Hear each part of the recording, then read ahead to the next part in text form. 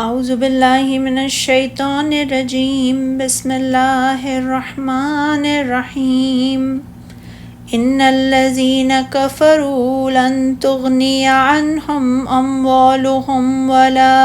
اولادہم من اللہ شیئا وَأُولَئِكَ هُمْ وَقُودُ النَّارِ كَدَأْبِ آلِ فِرْعَوْنَ وَالَّذِينَ مِنْ قَبْلِهِمْ كَذَّبُوا بِآيَاتِنَا فَأَخَذَهُمُ اللَّهُ بِذُنُوبِهِمْ وَاللَّهُ شَدِيدُ الْعِقَابِ۔ بے شک جن لوگوں نے کفر کیا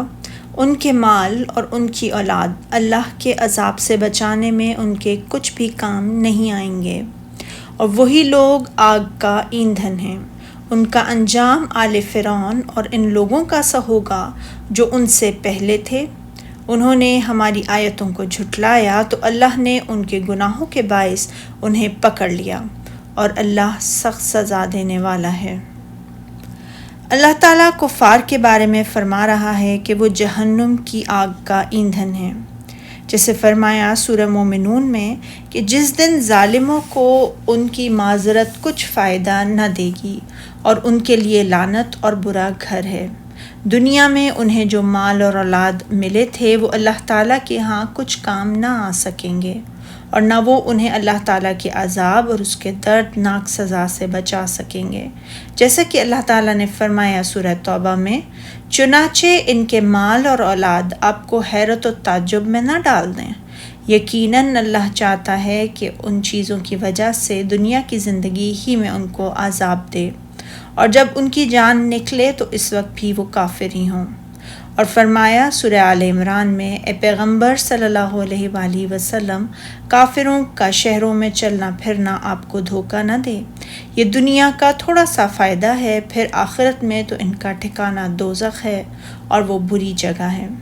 جیسے کہ یہاں فرمایا، بے شک جو لوگ کافر ہوئے ہیں، یعنی انہوں نے اللہ تعالیٰ کی آیات کے ساتھ کفر کیا، اس کے رسولوں کی تکذیب کی، اس کی کتاب کی مخالفت کی، اور اللہ تعالیٰ نے اپنے انبیاء کی طرف جو وحی کی اس سے انہوں نے کوئی فائدہ نہ اٹھایا، اس دن نہ تو ان کا مال ہی اللہ کے عذاب سے ان کو بچا سکے گا، اور نہ ان کی اولاد ہی کچھ کام آئے گی، اور یہ لوگ آتش جہنم کا ایندھن ہوں گے۔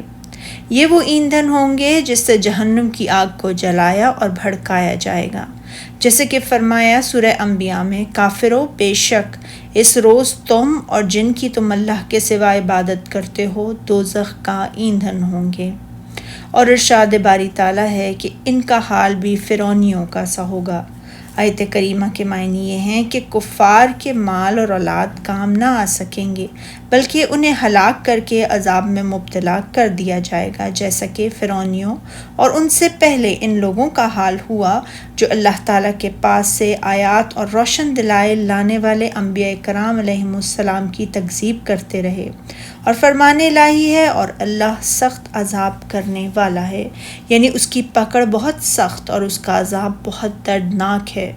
کوئی اس سے بچ نہیں سکتا، اور نہ کوئی چیز اس سے مخفی رہ سکتی ہے،